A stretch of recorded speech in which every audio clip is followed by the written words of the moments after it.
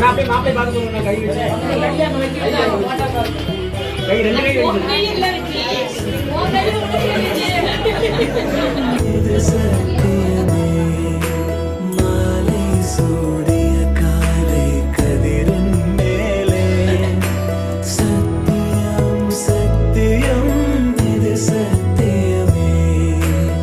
கடல் கடந்து காதல் மலர்ந்த நிலையில இப்போ தமிழ்நாட்டுல தமிழ் முறைப்படி திருமணம் நடந்திருக்கு. தமிழ்நாட்டை சேர்ந்த பெண்ணுக்கும் தென்கொரியாவை சேர்ந்த ஒரு ஆணுக்கும் திருமணம் நடந்திருக்கு. 2 பேரும் வலைதளம் மூலமா காதலிச்சு திருமணம் செஞ்சுக்கிட்டாங்க. கரூர் மாவட்டம் வேலாயுதம்பாளையம் அடுத்திருக்கக்கூடிய நடையனூர் பகுதியை சேர்ந்தவங்க 28 வயதான விஜயலட்சுமி. இவங்க பெங்களூர்ல ஒரு ஐடி கம்பெனில வேலை செஞ்சுட்டு வராங்க. இவங்களுக்கு ஆங்கிலம் மற்றும் கொரியன் மொழி நல்லாவே தெரியுமா. இந்த சூழல தன்னுடைய வேலை சம்பந்தமா வலைதளங்கள்ல இவங்க பதிவிட்டு இருந்திருக்காங்க.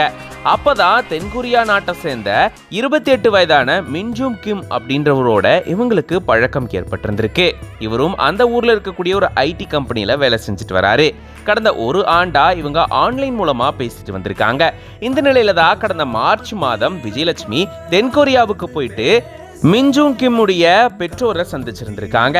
அவங்க கிட்ட பேசினதுக்கு அப்புறமா இவங்களுடைய திருமணத்துக்கு மின்ஜூம் கிம்முடைய பெற்றோர் ஒத்துக்கிட்டாங்களா. அதை தொடர்ந்து இரு வீட்டார் சம்மதத்தோட தமிழ்நாட்டுல திருமணம் நடந்திருக்கு. அதுவும் தமிழ் முறைப்படி திருமணம் நடந்திருக்கு. தென்கொரியா நாட்டில இருந்து மின்ஜூம் கிம்னுடைய குடும்பத்தார் மற்றும் அவருடைய நண்பர் இந்த திருமணத்துக்கு வந்து கலந்துக்கிட்டாங்க.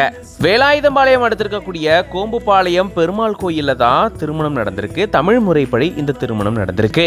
திருமணத்துக்கு முந்தைய செலிப்ரேஷன்ல பாத்தீங்கன்னா இவங்க எல்லாரும் பாட்டு போட்டு பயங்கரமா ஆடி இருக்காங்க. அது மட்டும் இல்லாம வெளிநாட்டை சேர்ந்த ஒருத்தரை இந்த பெண் திருமணம் செஞ்சுக்கிறது அந்த ஊர் மக்கள் மத்தியில பெரும் ஆச்சரியத்தை ஏற்படுத்தியிருக்கு.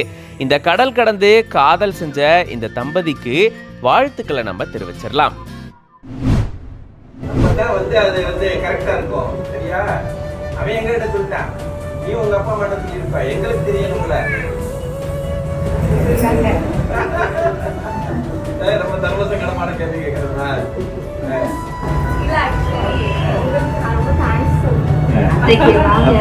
மாமியாருக்கு ரொம்ப நல்லா